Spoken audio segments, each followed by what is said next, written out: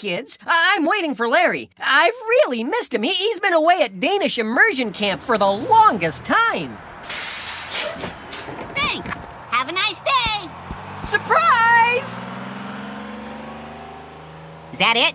What? Is what it? Is anybody else gonna say surprise? No, Larry. It's just me. Oh. Well, you know, it's just that normally there's a big group of people who pop up and say surprise at a surprise party. Well, everybody else is getting ready for the show. Oh, and it's a great one, Larry. You're gonna love it. It's... What's Velkommen Hejum Larry? It's Welcome Home Larry in Danish. You should know that. How's that? You just spent the last 3 months in Danish immersion camp. Oh, yeah, well, I didn't exactly go to Danish immersion camp. What? Well, I did, kinda. I mean, I was there for a day, and then me and this kid, Bjorn, took a canoe ride out on a lake and got lost. We ended up at another camp. What camp was that? Overdone British Literary Adaptations Camp. Over what? Overdone British Literary Adaptations Camp. But Larry, you were supposed to learn Danish. We were gonna do a show about a Danish trucker and his trusty pet monkey. Like BJ and the bear? In Danish? Sounds fun. Yes, it does. Except now we can't do it because you can't be Jorgen because you don't know Danish. Who's Jorgen? The trucker. Who's the monkey? Well, it doesn't really matter now, does it? Oh, man! Now what am I gonna tell Chester? Is that the monkey? No! It's the kid we got the letter from that we were gonna do the show for! Well, what's his problem? Here, read this. Dear Bob and Larry, some of the kids at school make fun of me. They call me names and tell me I'm no good at anything. What should I do?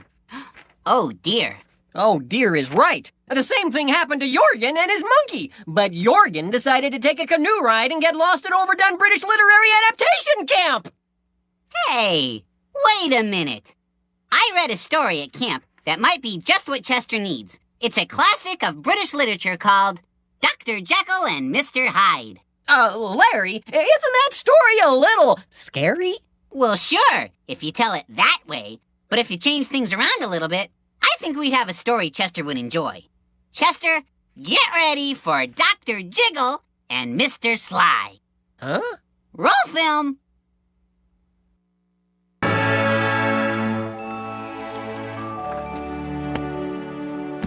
Wow, Bob. Did you make that story up yourself? Well, That was great. You would have fit in great at camp. Well, I did go to Overused Literary Emulation Camp last summer. Oh, yeah. That's right across the road. There was something about that story, though, that made me want to eat green ham.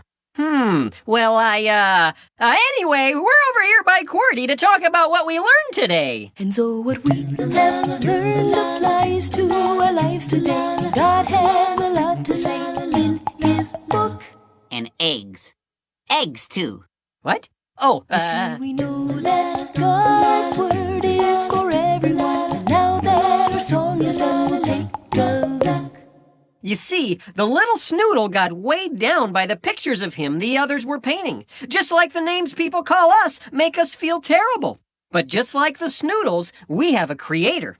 God made us. And when we know what he thinks of us and how he sees us, it doesn't matter what anyone else says. QWERTY, can you tell us what the Bible says about us? I praise you because I am fearfully and wonderfully made. Psalm 139:14. So, Chester, the kids at school can only see the way you look right now. But God sees you the way you're meant to be. You're stronger, smarter, and braver than you think. And God has given you amazing gifts. You can use your gifts to make the people around you feel better and to do things for God that'll end up on his fridge. Do you know why? Oh, I think I know, Bob. Because God made you special, and he loves you very much. Yep. And he wants you to paint, and he wants you to sing, and he wants you to soar. And maybe even dance. Well, say goodnight, Larry. Farewell!